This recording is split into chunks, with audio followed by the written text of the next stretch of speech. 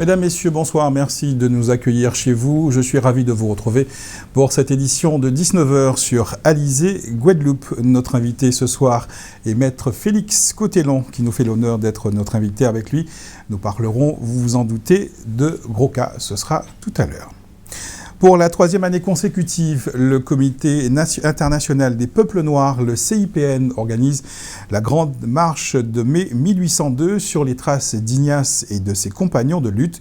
Depuis 18 heures, près de 200 marcheurs se sont lancés depuis le fort d'Elgrès à Basse-Terre pour rejoindre les abîmes où ils doivent rallier la statue d'Ignace, boulevard des héros. Avant le départ de cette marche commémorative, cette marche nocturne, Muriel Barlagne a rencontré Jacqueline Jacqueret, la présidente du CIPN, l'un des organisateurs de cette manifestation mémorielle. Reportage. Ils se sont battus pour la liberté en 1802. Le CIPN et plusieurs associations ont décidé de marcher sur leurs traces. Depuis 3 ans, ils organisent une grande marche pour se remettre en symbiose avec les ancêtres, mieux comprendre leur démarche et leur rendre hommage. Nous partirons du fort d'Elgrès ce soir à 18h précise et nous marcherons toute la nuit jusqu'à arriver à la statue d'Ignace demain matin. Alors il faut savoir quand même que nous sommes en collaboration avec d'autres associations. Donc nous avons NAM de Mornalo, nous avons Agir en citoyen de Petit-Bourg, nous avons Pomme Rose de Capester, Ticano du Gosier, les Amis de la Santé, les Marcheurs de l'Aube, donc vous voyez et d'autres encore associations. Donc nous marcherons avec toutes ces personnes-là pour rendre hommage à nos ancêtres, comme je le disais. Entre 1794 et 1802, l'esclavage avait été aboli en Guadeloupe. Difficile alors pour les anciens esclaves d'accepter un retour en arrière sans réagir, d'où la guerre de Guadeloupe qui éclate au mois de mai. En 1801, Napoléon a décidé de rétablir l'esclavage. Donc, à partir de ce moment-là, il y a eu un certain nombre de manifestations. Et donc, en mai 1802, plus précisément, les troupes de Riche-France arrivent et vont commencer. Et la guerre de Guadeloupe va être déclarée à partir du 10 mai 1802. La guerre de Guadeloupe va être déclarée et va trouver son apogée avec le 28 mai, avec l'explosion d'Elgrès au Matouba avec ses compagnons et notamment le 25 mai avec le suicide de Ignace également à Bainbridge. Vivre libre ou mourir, tel était leur credo. Près de 200 personnes viendront leur rendre hommage avec cette marche symbolique. La commune de Lamentin est en fête et après l'inauguration hier soir du centre thermoludique de Ravinchon, nous y reviendrons dans un instant dans notre journal, c'est à une conférence débat qu'était invitée la population ce matin à la médiathèque de la commune. Une manifestation organisée avec la maison familiale et rurale du Lamentin dans le prolongement d'une étude réalisée par les élèves de la MFR sur le patrimoine culturel, matériel et immatériel de la Guadeloupe. Invité pour échanger avec le public et les élèves, Félix Cotellon, président de l'association Reprise, un causé boucantage qui a porté sur l'après-inscription du gros cas sur la liste représentative du patrimoine culturel immatériel de l'humanité. Loïs Ignace a assisté à la rencontre de ce matin. 26 novembre 2014, date d'entrée du gros cas au patrimoine matériel et immatériel de l'UNESCO. Les perspectives de développement de l'art musical guadeloupéen étaient en débat à la médiathèque du Lamentin. Développement du cas, non seulement en Guadeloupe, mais aussi à travers le monde. La réflexion est lancée par la maison familiale rurale du Lamentin et l'association Reprise. Je trouve, en tant que jeune, que le gros cas n'est pas assez mis en valeur en Guadeloupe, qu'il y aurait pu avoir plusieurs écoles afin de pouvoir établir plusieurs équipes de danse et même aller à l'état régional, faire des danses entre petites îles. Donc moi je trouve que ce n'est pas assez reconnu. Pour passer de la tradition à la modernité, des projets doivent être mis en place, comme la création d'un ballet traditionnel. Mais les médias ont aussi leur rôle à jouer dans la popularisation de la musique gros cas. Cette action-là se situe dans un premier cadre que nous avons mené. C'était la thématique de notre année patrimoine culturel et immatériel de la Guadeloupe. Donc nous avons mené des actions sur le gros cas. Et après la reconnaissance du gros cas à l'UNESCO, donc nous avons continué à travailler sur le gros cas. Pour arriver à ce thème-là, la reconnaissance a été faite. Et après, puisqu'il y a la reconnaissance et il y a l'après-reconnaissance. Depuis son entrée à l'UNESCO, le Gros-Ca est reconnu en tant que chant, danse et élément représentatif de l'identité culturelle guadeloupéenne. Inscription là, ça, qui permet au Gros-Ca d'être un patrimoine exemplaire au niveau mondial et ni une mission qu'il y a fait. Donc il y a une mission de contribuer, à sauvegarder le patrimoine culturel et matériel et à avoir plus de visibilité. Donc, que ce soit le plan interne ou sur le plan international. Pour l'association Reprise, il est important que le Gros-Ca ne soit plus considéré comme un événementiel, mais qu'il trouve sa place parmi les autres patrimoines mondiaux. Et pour aller plus loin dans cette thématique, notre invité est Félix Contello. Bonsoir. Bonsoir. Président de l'association Reprise. On l'a vu, cette conférence débat vient en prolongement d'une étude réalisée par les élèves de la maison familiale et rurale du Lamentin. Qu'est-ce que cela vous fait de savoir que ces élèves, ces jeunes, ont travaillé sur le Gros-Ca, sur cette musique que vous défendez depuis de nombreuses années? Bonsoir. On croit que ça a fait nous tout plaisir. Et son tendance qui caille de plus en plus fort, c'est que quand tu es à l'école, il ne faut pas dire qu'on inscription faite et puis brusquement on rentre à l'école. Mais l'aspect là, c'est qu'il peut rentrer comme un patrimoine, c'est-à-dire comme un objet d'enseignement actuellement. Et c'est ça qui est très très intéressant. Et avec Maison familiale là, depuis l'année passée, il y a 2 ans, nous avons présenté une convention à l'UNESCO sur la sauvegarde du patrimoine et nous avons commencé effectivement à accompagner eux. Donc c'est un plaisir pour moi quand tu es venu là, effectivement, de te présenter ce film-là et de parler avec eux quand des enjeux et des perspectives après inscription là. Alors ça c'est une des contre-causés qu'ils ont fait alentour à thématique là ça. Qui j'en ça passé quand on retient de ça qui dit bon matin. C'est que tu as un débat très intéressant et c'était plus un aspect sur des informations. Ah ouais. Et puis, bon, le débat était assez animé aussi, comme un représentant à la région là, qui est vice-président M. Nelson. Donc, effectivement, quelques débats très intéressants. Et nous expliquez-nous effectivement si c'est un jeu là. Parce que vous savez, on inscription faite, son gros projet. Parce que les vrais projets là, bon, nous fait, nous sortis à l'UNESCO en novembre 2014. Bon, bien pour nous, c'était effectivement de faire bilan là. Et voir qui sont les acquis déjà.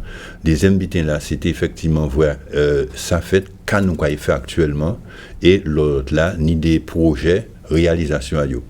Et donc ça donc nous voyons effectivement les acquis, quand nous voyons ça, nous voyons également qui sont les orientations et ça nous dit non, nous un film documentaire qui a fait 40 minutes que nous ni. Donc nous décidons effectivement de projeter et de passer si toute Guadeloupe, toute commune Guadeloupe, tout partout, expliquer et revenir effectivement si les projets. Parce que vous savez, là, nous faisons cette explication-là, là, nous faisons toute démarche là pour inscription là, tous les projets, là, etc. Mais on a l'impression que l'intérêt là est tellement si est-ce nous inscrit, est-ce nous pas inscrit, que nous, effectivement, pas penché suffisamment si les projets qui en dedans démarche là ça. Donc nous avons un très bel film et c'est vrai film là ça c'est venu de support pour faire tout le travail là d'information là pour montrer au monde qui sont les enjeux et les perspectives actuellement. Qui genre de façon globale population là qui a intégré dans des démarches là qu'ils ont menées. Alors ça nous a fait bon vraiment nous a fait après qu'on vingtaine de production hier au soir effectivement nous TDE. Et vraiment, ça très intéressant. Nous étions près de 2 heures à discuter. Premier bitin, c'est que le film là, on a trouvé très bien. Et vraiment, il a posé d'abord démarche là, nous fait qu'à démarche là. Et ensuite, il a parlé de journée là, qu'à l'UNESCO.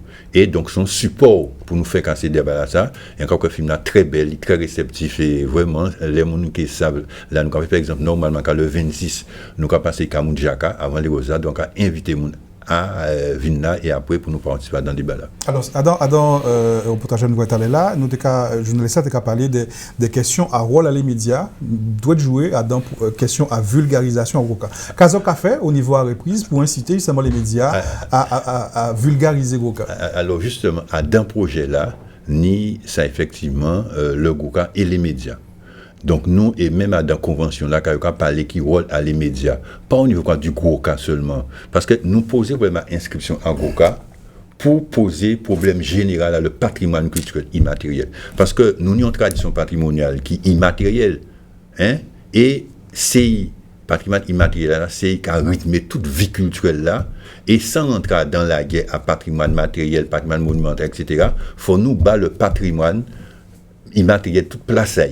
Ouais? Donc pour moi, ni gros cas, mais à part gros cas, ni toute une série d'éléments. Et le problème là pour nous, c'est que l'inscription là, ça n'a un premier temps, j'ai fait quelqu'un poser de façon globale, de façon générale, qui place à le patrimoine immatériel. C'est-à-dire montrer qu'il y a un nouvel équilibre qui doit être fait entre les accompagnements financiers à protection du patrimoine à le patrimoine monumental et sauvegarde à le patrimoine immatériel.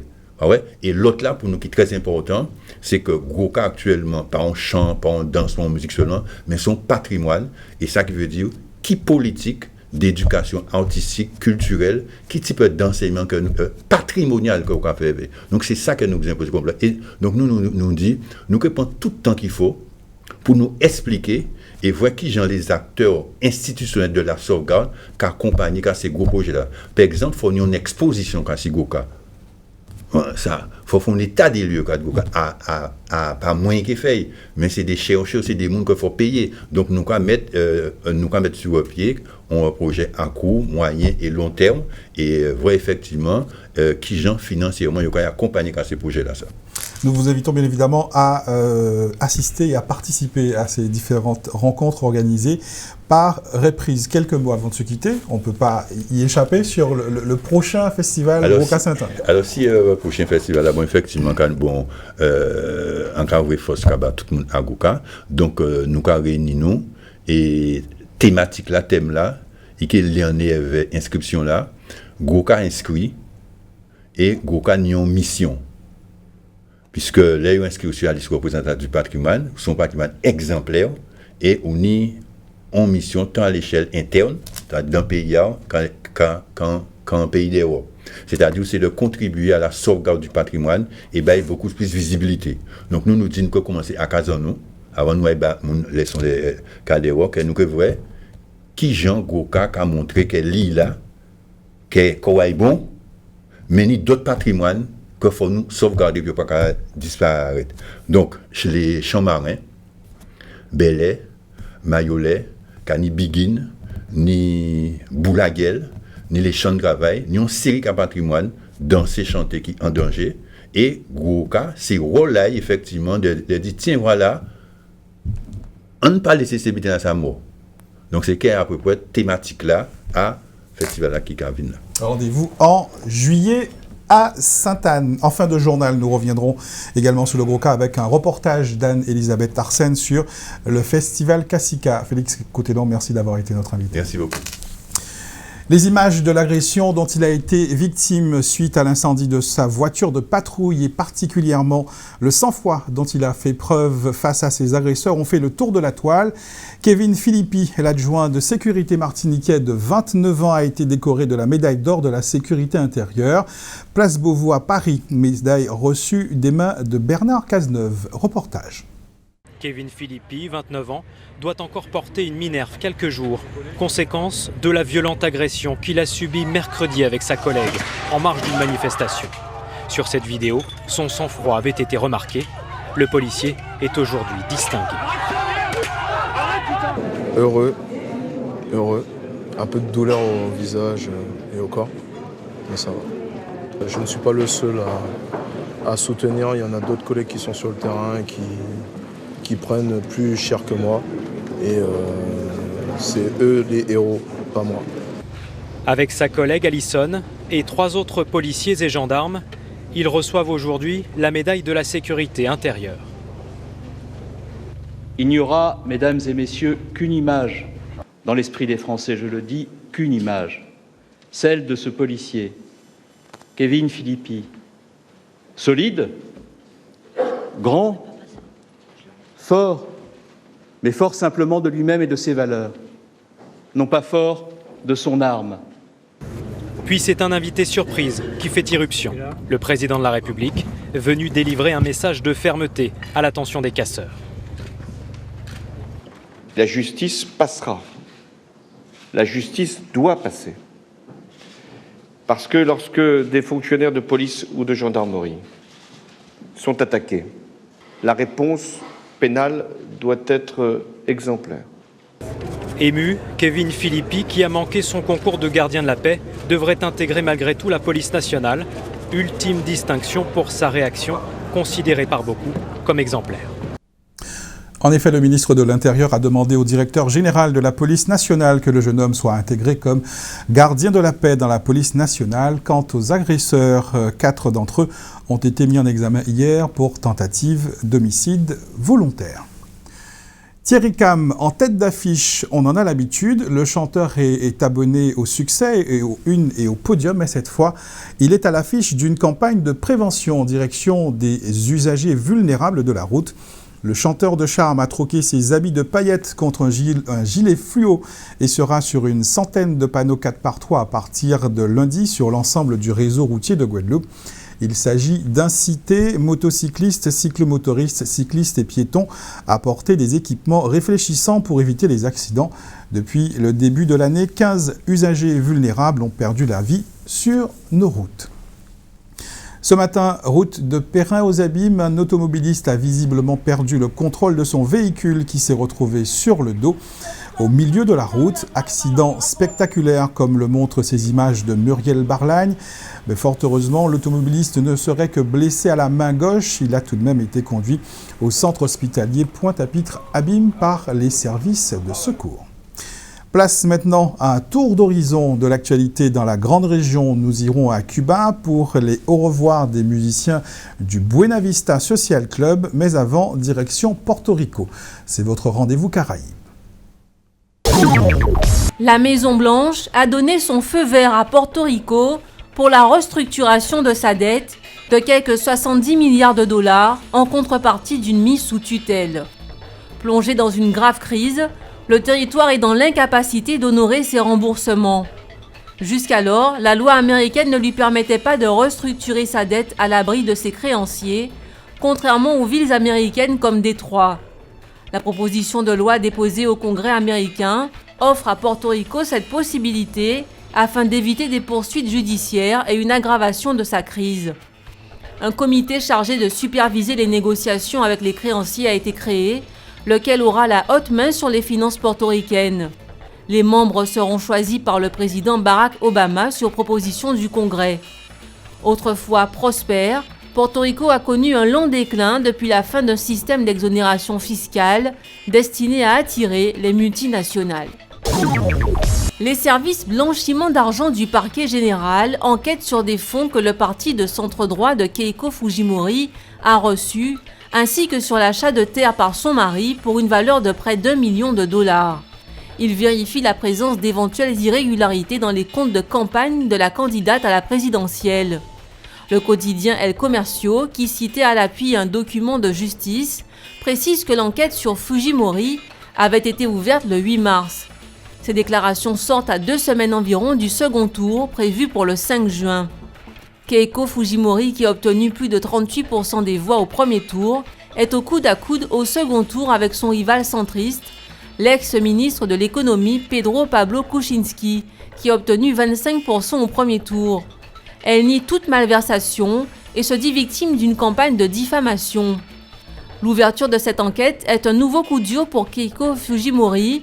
Durant sa campagne, la candidate du parti Fuerza Popular a axé son programme sur la lutte contre la corruption. Mais 2 des soutiens financiers de sa campagne apparaissent dans les Panama Papers. Les musiciens du Buena Vista Social Club tirent leur révérence après 2 décennies de performances musicales dans le monde entier. 5 des 6 musiciens cubains présents aux origines du projet Buena Vista Social Club étaient sur la scène du Karl Marx Theater à Cuba pour dire au revoir à leur public. Il ne s'agit pourtant que d'un au revoir, puisque Nick Gold, propriétaire du label britannique World Circuit Records, à l'origine du projet musical, a déclaré à NBC News que s'il s'agissait certainement de la fin d'une époque, c'était en même temps le commencement d'autre chose pour ces artistes. Les musiciens du projet vont donc probablement mener une carrière solo, à moins qu'un nouveau projet commun ne voie le jour. Le projet Buena Vista Social Club, lancé en 1996, devait dans un premier temps regrouper des musiciens de Cuba et d'Afrique de l'Ouest. Retenus à l'aéroport de Paris, les Africains ne purent se rendre à Cuba et l'album fut enregistré sans eux avec le succès qu'on leur connaît.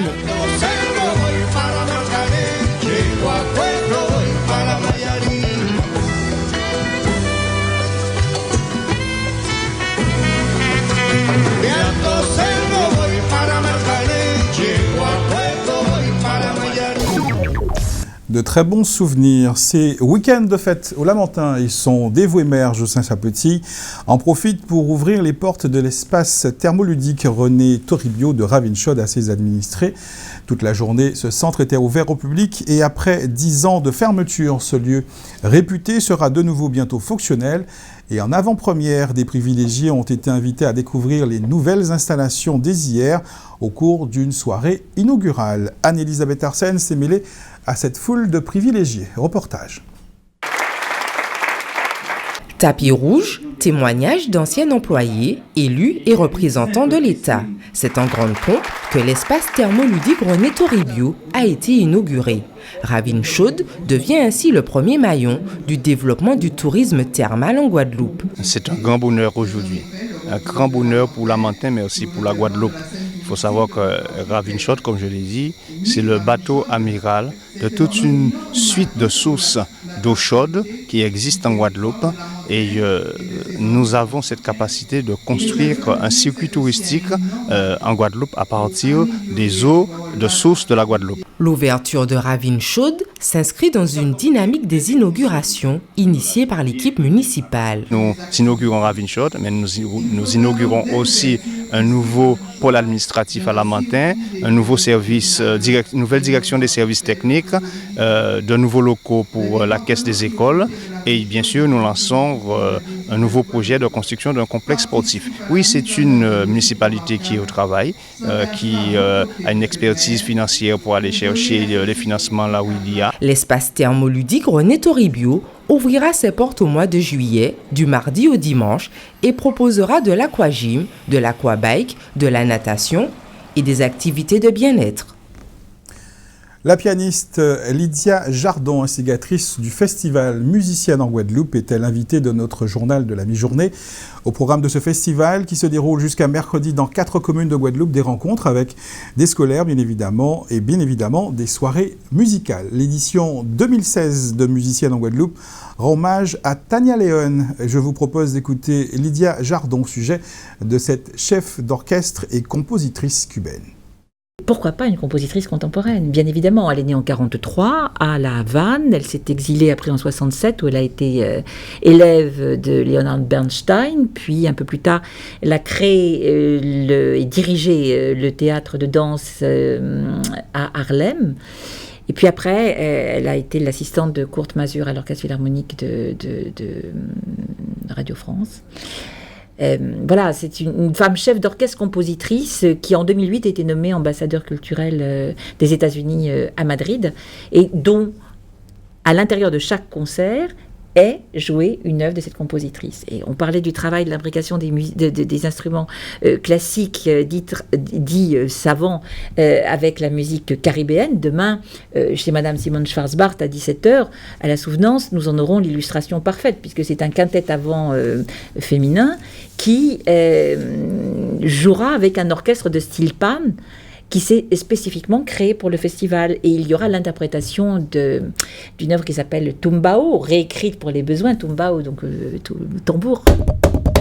Donc c'est l'identité même culturelle de la Guadeloupe.